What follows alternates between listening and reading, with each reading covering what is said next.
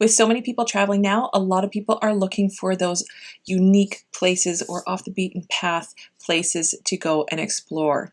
To find these, you just need to look at a few different places and use some different search terms. So first you want to look at World UNESCO sites.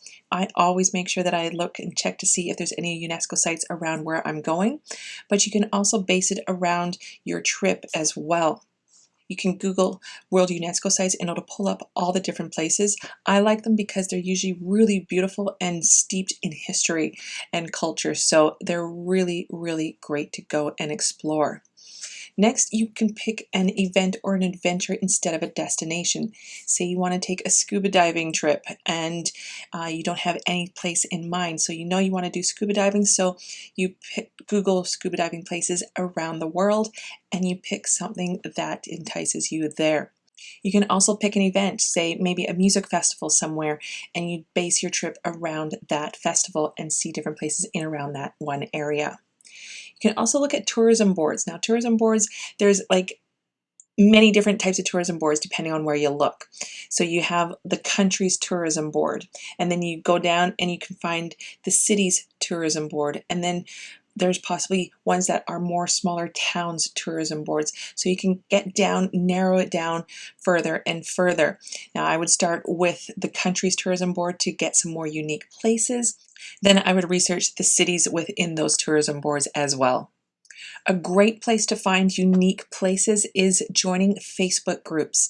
So if you don't have a specific place in mind, join a general Facebook group of travel.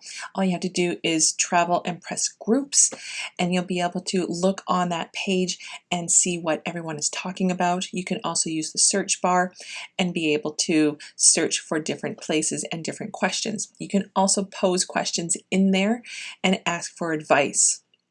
If you do know where you are going, say the country, go in and join a specific country's Facebook group. You want to make sure that you are looking at the group to see how active it is.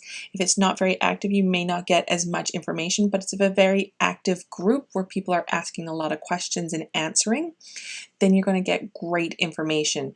And most of these groups are going to be having people in there that are locals as well as other tourists. So they're going to have people in there that are going to be in the know, people that have traveled there as well. So you're going to get some great information on places to travel outside of the typical areas. And then another thing I like to do is take day trips. So if you're based somewhere and you stay a little bit longer in one place, then you can just take day trips. So once you decide on the places that you're going to be taking up your accommodations, then you can look to see where day trips you can go from there.